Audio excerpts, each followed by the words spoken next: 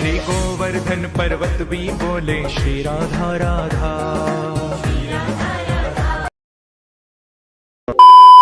গোবর্ধন পর্বত, একে গিরিরাজও বলা হয়ে থাকে, আর এটি একটি ব্রজের পবিত্র স্থান। গোবর্ধন শিলা শ্রীকৃষ্ণের প্রাকৃতিক রূপ হিসাবেই চিহ্নিত করা হয়।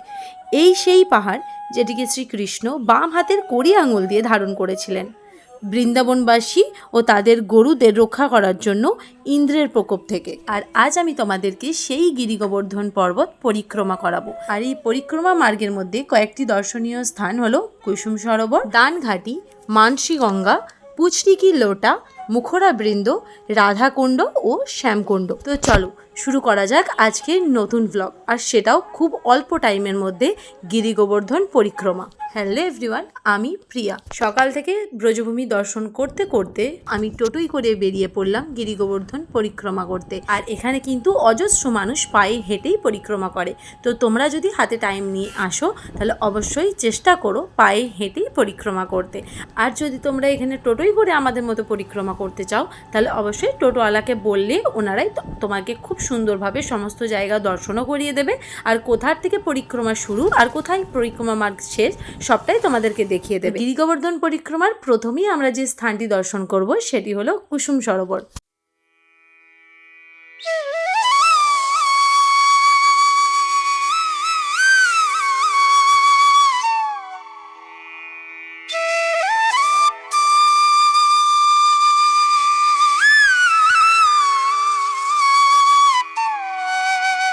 এই কুসুম সরোবর এটি রাধাকৃষ্ণের সময়কার একটি সরোবর, মথুরার একটি বিখ্যাত স্থান। কুসুম সরোবরে যমুনা নদীর তীরেই অবস্থিত, আর এর চারপাশে অসংখ্য সিঁড়িও কিন্তু রয়েছে। যে কদম্ব গাছে ভগবান শ্রীকৃষ্ণ খেলা করতেন এবং লুকিয়ে থাকতেন সেগুলোই কিন্তু ওই চারিপাশে রয়েছে। কুসুম সরোবরের পর পরিক্রমা মার্গে এবার আমরা যে স্থানটি দর্শন করব সেই স্থানটির নাম হলো দানঘাটি।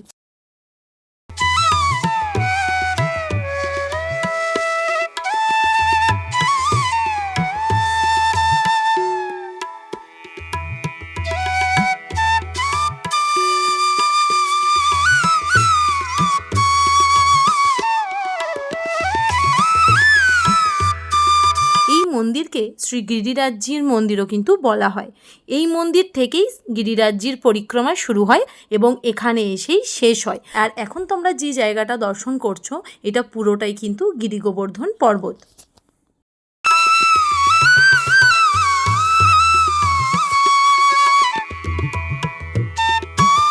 এই স্থান দর্শন করার পর তারপর আবার আমরা চললাম গিরিরাজ মহারাজকে দর্শন করতে করতে পৌঁছে গেলাম আরও এক দর্শনীয় স্থান। এখন আমি যে স্থানে দাঁড়িয়ে আছি এই মন্দিরটির নাম হলো মানসী গঙ্গা।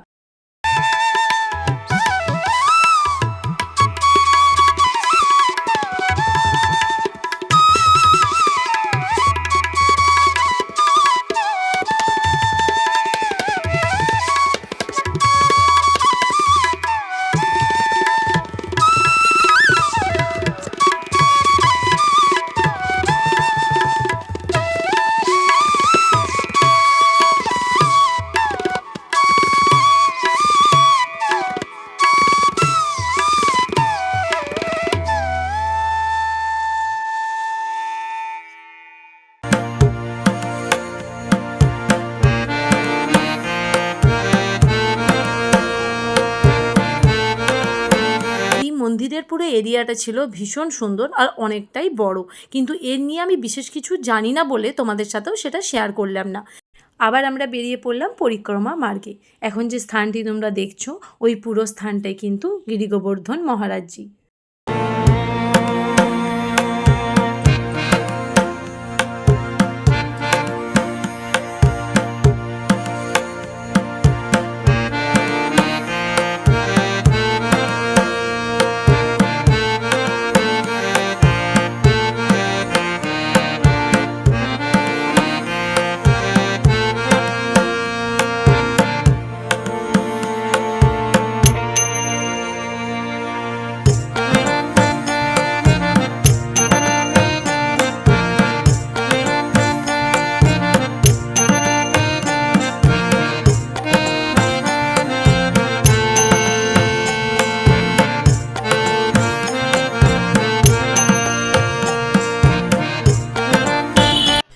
পরিক্রমা করতে করতে এবার আমরা পৌঁছে গেছি পুচরিকি লোটা বলে এই স্থানের মধ্যে। আর এই স্থানের আছে একটা খুব সুন্দর কাহিনী। তো চলো এখন সেটাই তোমাদেরকে আমি বলি। শ্রী লোটাজি শ্রীকৃষ্ণের একজন বন্ধু ছিলেন, আর ভগবান শ্রীকৃষ্ণ দ্বারিকা যাওয়ার সময় এই বন্ধুকে সাথে যেতে বলেন। কিন্তু লোটাজি ব্রজ ছেড়ে যেতে চাননি। তিনি বলেন যতদিন না শ্রীকৃষ্ণ পুনরায় ব্রজে ফিরে আসবেন ততদিন এই জায়গায় বসে অন্ন জল না খেয়ে তিনি প্রাণ ত্যাগ করে দেবেন। তখন শ্রীকৃষ্ণ বরদান দেন, বিনা অন্ন জলে তুমি সুস্থ ও জীবিত থাকবে। তখন থেকে শ্রী লোটাজি পুচরিতেই এখনও তপস্যা করে চলেছেন। এই স্থান দর্শন করার পর এবার আমরা যাব আরও এক স্থানে, যে স্থানের নাম হলো মুখরাবৃন্দ। এখন আমি যে স্থানটিতে দাঁড়িয়ে আছি এটি একটি গোবর্ধন শিলা। বল্লভ সম্প্রদায় অনুসারে এটি গিরিরাজ গোবর্ধনের মুখরাবৃন্দ। এখানে প্রতি বছর অন্নকূট পূজা আয়োজন করা হয়, কিন্তু দুর্ভাগ্যক্রমে আমরা যখন গেছিলাম তখন এই মন্দির বন্ধ হয়ে গেছিলো। তাই বাইরে থেকে আমি যতটুকু পেরেছি তোমাদের জন্য তুলে এনেছি। আর হ্যাঁ, এখানে এলে অবশ্যই এখানকার স্পেশাল জিলিপি খেতে কিন্তু একদম ভুলো না। মুখরাবৃন্দ দর্শন করার পর আবার আমরা চললাম পরিক্রমাতে।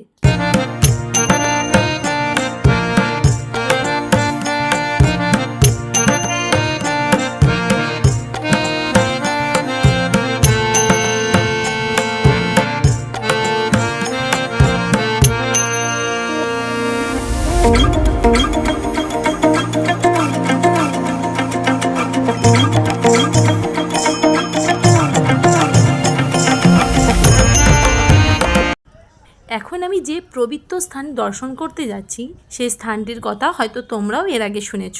সেই স্থানের নাম হলো রাধাকুণ্ড এবং তার পাশেই আছে শ্যামকুণ্ড। এই রাধাকুণ্ড শ্যামকুণ্ড হয়তো অনেকেই শুনেছ, কিন্তু এর আসল কাহিনীটা কি তোমরা জানো? তো চলো আজ তোমাদেরকে শেয়ার করব এই কুণ্ডগুলোর আসল কাহিনী কি।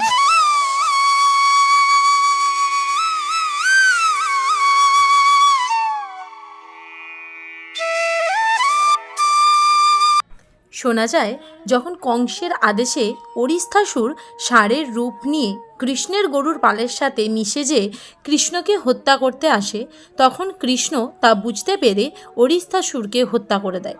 তখন শ্রী রাধা কৃষ্ণকে গোহত্যা পাপের জন্য সমস্ত তীর্থ করে আসতে বলেন। তখন শ্রীকৃষ্ণ নারদের কথা অনুসারে বাঁশি দিয়ে একটি কুণ্ড তৈরি করেন এবং সমস্ত তীর্থকে আহ্বান করেন। আর তারপরই ভগবান শ্রীকৃষ্ণ এই কুণ্ডে স্নান করে নিজেকে শুদ্ধ করেন। সেই জন্যই এই কুণ্ডের নাম শ্যামকুণ্ড। আর এই শ্যামকুণ্ডর ঠিক পাশে রয়েছে রাধাকুণ্ড। শ্রী রাধা তার কঙ্কন দিয়ে আর একটি ছোট্ট কুণ্ড তৈরি করেন এবং কৃষ্ণ কুণ্ডের জল এই কুণ্ডে নিয়ে আসেন। সেই জন্যই এই কুণ্ডের নাম রাধাকুণ্ড। এবং শোনা যায় এই দুই কুণ্ডে স্নান করলে সমস্ত তীর্থর ফল লাভ করা যায়।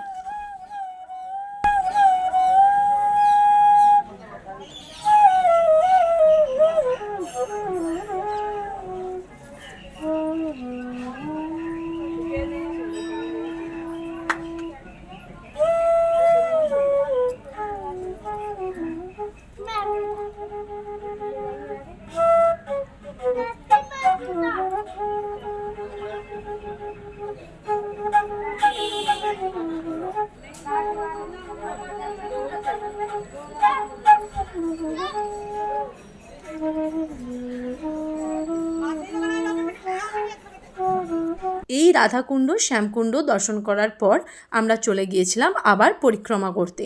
এই গিরিগোবর্ধন পরিক্রমা প্রায় 21 কিলোমিটার, আর পায়ে হেঁটে মোটামুটি 7 থেকে 8 ঘন্টা এটা লাগে, আর টোটোতেও প্রায় 2.5 থেকে 3 ঘন্টা আমাদের লেগে গিয়েছিল। আমরা পুরোটা পরিক্রমা করলেও পুরোটা আমি তোমাদের সাথে শেয়ার করিনি, নয়তো ভ্লগটা অনেকটাই বড় হয়ে যাবে। কিন্তু আমি চেষ্টা করেছি পরিক্রমা মার্গের বিভিন্ন স্থান তোমাদেরকে দর্শন করানোর। আশা করি তোমাদের ভালো লাগবে। আর এর আগেও কিছু ভ্লগ আমি তোমাদের সাথে শেয়ার করেছি ব্রজভূমির। যদি কেউ না দেখেছো তো যাও, যে দেখে এসো আর আমাকে জানিও তোমাদের কেমন লাগলো। তো চলো আজকের এই ভ্লগ এই পর্যন্তই। দেখা হবে বৃন্দাবনের। ততক্ষণের জন্য নিজে ভালো থেকো, অপরকেও ভালো রেখো। রাধে রাধে।